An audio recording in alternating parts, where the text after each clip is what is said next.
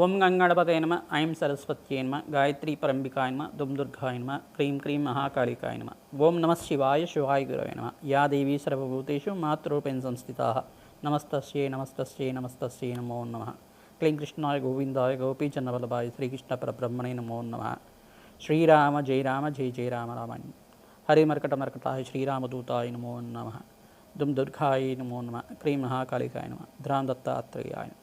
YouTube ప్రేక్షకులకు అందరికీ నమస్కారం అండి. నేను జ్యోతిషం వాస్తు సిద్ధాంతిని పాలపర్తి గురునాథ్ శర్మ. జ్యోతిషం వాస్తు సిద్ధాంతిని మీకంతా కూడా ఈ యొక్క గోచారీత్యా గ్రహాల యొక్క ప్రభావం అంతా కూడా ఎటువంటి గ్రహస్థితి అంతా కూడా మేషాది ద్వాదశ రాశుల వాళ్ళకి ప్రభావం చూపిస్తుంది. మాస ఫలితాల్లో భాగంగా మే నెల మాస ఫలితాలంతా కూడా విశ్లేషణ చేయడానికి మీకంతా కూడా సంపూర్ణంగా విశ్లేషణ చేసి పరిష్కారం చెప్పడం జరుగుతుంది. మే నెల మాసంలో ప్రధానంగా చూసుకుంటే ఈ గ్రహస్థితి అంతా కూడా గోచారీత్యా ఈ రకంగా ఉంది. గోచార చక్ర ప్రకారంగా మే నెల మాసంలో గ్రహస్థితి ఈ రకంగా ఉంది. గోచార చక్ర వశాత్తు చూసుకుంటే శనీశ్వరుడు అంతా కూడా మీనరాశిలో సంచారం చేస్తున్నారు. ప్రధానంగా ఈ యొక్క అంగారకుడు అంతా కూడా మే నెల మాసంలో 12వ తారీఖు రోజున మనకంతా కూడా మేషరాశిలో సంచారం చేయడం, బుధాదిత్య యోగంలో అంతా కూడా మార్పు జరుగుతుంది. ప్రధానంగా అంతా కూడా సూర్యమంగళ యోగం అనేది జరగడం జరుగుతుంది. ప్రధానంగా చూసుకుంటే ఇక్కడ సూర్య భగవానుడు అంతా కూడా మే నెల మాసంలో 14, 15 తారీఖులో అంతా కూడా ఇక్కడ వృషభ రాశిలో సంచారం జరుగుతుంది. ప్రధానంగా ఇక్కడ బృహస్పతి సంచారం అంతా కూడా మిథున రాశిలో సంచారం చేయడం, శుక్రుడంతా కూడా మే నెల మాసంలో 15వ తారీఖు తర్వాత మిథున రాశిలో సంచారం చేయడం జరుగుతుంది. శుక్రుడు బృహస్పతి కలయిక అనేది జరుగుతుంది. రాహు యొక్క సంచారం అంతా కూడా చూసుకుంటే ఈ యొక్క పెద్దగా మార్పు లేదు. ఈ యొక్క కుంభరాశిలో సంచారం చేస్తున్నారు రాహుగ్రహం అంతా కూడా. కేతు గ్రహం అంతా కూడా సింహరాశిలో సంచారం జరుగుతుంది. గోచారీత్యా గ్రహస్థితి ఈ రకంగా ఉంది కావున ప్రధానంగా అంగారకుడు మార్పు జరుగుతుంది. 45 రోజుల తర్వాత అంగారకుడు మార్పు అంతా కూడా స్వచ్ఛత్రంలో సంచారం చేయడం అనేది విశేషమైన ఫలితాలుగా చెప్పడం జరుగుతుంది. ఈ యొక్క గ్రహస్థితి అంతా కూడా ఈ రకంగా ఉంది కావున వృషభ రాశిలో అంతా కూడా ఈ యొక్క సూర్య భగవానుడు సంచారం చేసిన తర్వాత ఇటువంటి గ్రహస్థితి అంతా కూడా మేషాది ద్వాదశ రాశుల వాళ్ళకి ఫలితాలంతా కూడా జరుగుతుంది. ప్రధానంగా మే నెల 14వ తారీఖు తర్వాత నుంచి రాజయోగాలు పట్టబోతున్న రాశులు ఏంటి, ఆకస్మికంగా ధనయోగ ప్రాప్తి రావాలన్నా విశేషమైన ఫలితాలు పొందడానికి ఎటువంటి దేవతనంతా కూడా ఆరాధన చేయాలి, ఏ దేవత ఆరాధన చేయడం వల్ల శీఘ్ర ఫలితాలు పొందుతారు. మే నెల మాసంలో ప్రధానంగా మేషాది ద్వాదశ రాశి వాళ్ళు హనుమ జయంతి అనేది మనకి వైశాఖ మాసంలో కృష్ణపక్షంలో దశమి తిథి రోజున అంతా కూడా సంభవిస్తుంది.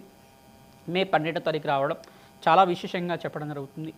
ఆ రోజున మీరంతా కూడా ఆంజనేయ స్వామి వారి దేవాలయంలో పుణ్యక్షేత్రంలో కానీ దేవాలయంలో కానీ ఆంజనేయ స్వామి వారి దేవాలయంలో విశేషంగా సింధూర అభిషేకాది కార్యక్రమాలు ఆచరించుకోవడం, ప్రధానంగా అప్పాలమాల కానీ స్వామివారికి ప్రీతికరంగా మాసచక్రాలని చెప్పేసి అంటారు, వడమాలలు కానీ ఈ యొక్క గారెల మాలలు కానీ స్వామివారికి సమర్పించడం వల్ల, నాగవళి దళార్చన పూజ చేయడం వల్ల విశేషమైన ఫలితాలు పొందుతారు.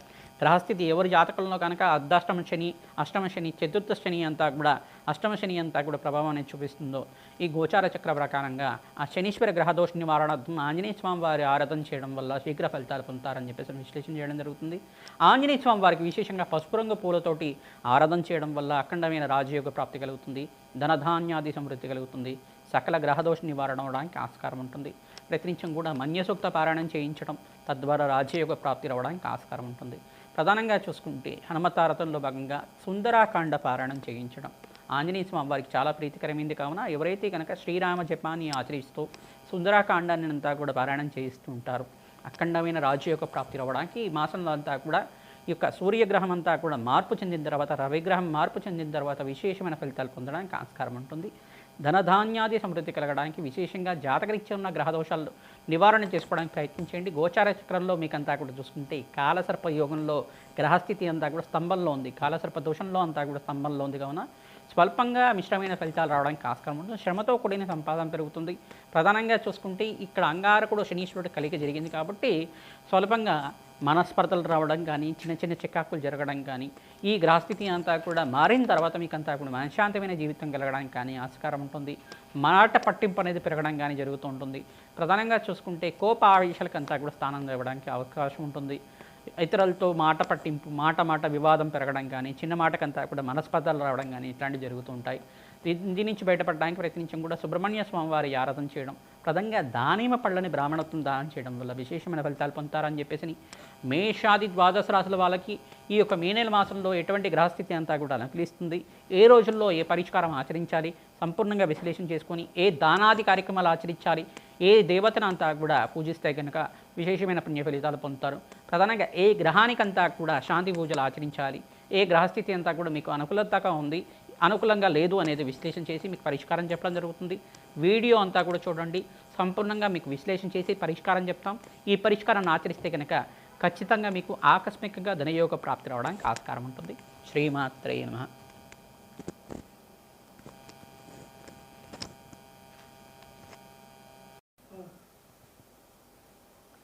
తులారాశి జాతకులకి మే నెల మాసంలో గ్రహస్థితి అనుకూలించడానికి ఎటువంటి పరిష్కారం ఆచరించాలో తెలుసుకోవడం జరుగుతుంది.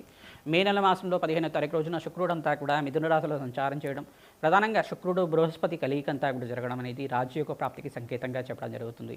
శ్రమతో కూడిన సంపాదన పెరగడం, చిన్న చిన్న మనస్పర్ధలు జరగడంపటికీ కూడా ఆకస్మికంగా ధనయోగ ప్రాప్తి కూడా లభిస్తూ ఉంటుంది. శ్రమ అధికంగా ఉంటుంది, ఖర్చులు కూడా విపరీతంగా పెరుగుతూ ఉంటాయి. దూర ప్రయాణాలు చేయడం వల్ల లాభించడం కానీ, దీర్ఘకాలికంగా అనారోగ్య బాధల నుంచి బయటపడడానికి అవకాశాలు పెరగడం కానీ జరుగుతూ ఉంటుంది. ప్రధానంగా కోర్టు కేసుల్లో మీ యొక్క స్థిరాస్తి కానీ ఇరుక్కుంటే కనుక ఈ యొక్క కోర్టు కేసులో మీకు అంతా కూడా విజయాలు చేకూర్చడానికి ఆస్కారం ఉంటుంది. ప్రధానంగా మీరంతా కూడా దత్తాత్రేయ కవచాన్ని పారాయణం చేయించడం, మహాలక్ష్మి కవచాన్ని పారాయణం చేయించడం వల్ల రాజ్యయోగ ప్రాప్తి లభిస్తుంది. శ్రీ సూక్త విధానంగా లక్ష్మీ కుబేర్ శాంతి హోమాది కార్యక్రమాలు ఆచరించుకోవడం, బగలామికి శాంతి హోమాది కార్యక్రమాలు ఆచరించుకోవడం వల్ల రాజ్యయోగ ప్రాప్తి రావడానికి ఆస్కారం ఉంటుంది.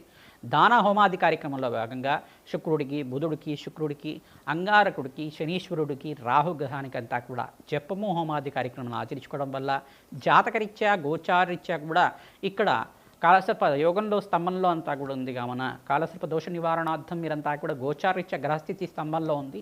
ఆ గ్రహస్థితి అనుకూలించి మెరుగుపడడానికి మీకంతా కూడా గ్రహబలం పెరగడానికి మీకంతా కూడా యోగకరంగా మారడానికి దాన హోమాది కార్యక్రమాన్ని ఆచరించుకోవడం వల్ల లాభాలు చేకూర్చడానికి ఆస్కారం ఉంటుంది. ఆకస్మికంగా ధనయోగ ప్రాప్తి రావడానికి ఆస్కారం ఉంటుంది. నూతన వ్యక్తుల పరిచయం వల్ల లాభాలు గణిస్తుంటారు. ఐటీ రంగంలో వాళ్ళకి విశేషంగా లాభాలు గణించడానికి ఆస్కారం ఉంది. ప్రధానంగా టెక్స్టైల్ రంగంలో వాళ్ళకి, క్లాత్ బిజినెస్, హ్యాండ్లూమ్ బిజినెస్ చేసుకునే వాళ్ళకి కూడా మీకంచా కూడా లాభాలు గణించడానికి ఆస్కారం ఉంది. హోటల్ బిజినెస్ చేసుకునే వాళ్ళకి, బంగారం బిజినెస్ చేసుకునే వాళ్ళకి కూడా, జ్యువెలరీ బిజినెస్ చేసుకునే వాళ్ళకి కూడా లాభాలు గణించడానికి ఆస్కారం ఉంటుంది.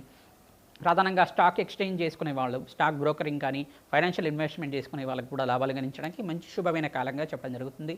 మే నెల మాసంలో 14వ తారీఖు తర్వాత నుంచి లాభాలు గణించడానికి ఆస్కారం ఉంటుంది. కావున నూతన ఈ యొక్క వ్యాపారాల్లో కానీ, నూతన షేర్స్లో కానీ మీరంతా కూడా జాతకాన్ని చూపించుకొని ఇన్వెస్ట్మెంట్ చేసుకోవడం వల్ల లాభాలు గణించడానికి ఆస్కారం ఉంటుంది. ప్రధానంగా మీరంతా కూడా జాతకం అనేది జన్మ జాతకమే ప్రధానమైన జాతకంగా ఉంటుంది, కానీ జాతకరీత్యా ఉన్న దోషాలకి పరిష్కారం చేయడానికి ప్రయత్నం చేయండి. తెల్ల గుమ్మడికాయని కూష్మాండ దానాన్ని దానం చేసుకోవడం వల్ల సకల గ్రహదోష నివారణ అవ్వడానికి ఆస్కారం ఉంటుంది. ప్రధానంగా బృహస్పతికి ప్రీతికరంగా శనగలు దానం చేసుకోవడం, శుక్రుడికి ప్రీతికరంగా బొబ్బర్రు దానం చేసుకోవడం వల్ల లాభాలు గణిస్తుంటారు. మహాలక్ష్మీదేవికి ఆరాధన చేయడం, మల్లెపూలతో అర్చించడం వల్ల అఖండ ఐశ్వర్య సంపదనంతా కూడా సిద్ధించడానికి ఆస్కారం ఉంటుంది. ఈ యొక్క తామర పూలతోటి, తులసి దళాలతోటి మహాలక్ష్మీదేవిని నిత్యం పూజ చేయడం వల్ల లాభాలు గణించడానికి ఆస్కారం ఉంటుంది. గోమాత సేవ చేయడం వల్ల అఖండ ఐశ్వర్య సంపదనంతా కూడా సిద్ధించడానికి ఆస్కారం ఉంటుంది. గోమాతకంతా కూడా శనగలు, బొబ్బర్లు, ఉలువలు, మినువులన్నీ కూడా నానబెట్టినవి గోమాతకు తరచుగా నివేదన చేయడం వల్ల, దోసకాయని నివేదన చేయడం వల్ల అఖండ లాభాలు గణించడానికి ఆస్కారం ఉంటుంది. హనుమతే శ్రీరామదూతాయ నమః నామాన్ని జపాన్ని ఆచరించండి. హనుమత్ జయంతి రోజున విశేషంగా అన్నదానం చేయడం వల్ల అఖండ లాభాలు చేకూరుస్తాయి. హనుమతే శ్రీరామదూతాయ నమః.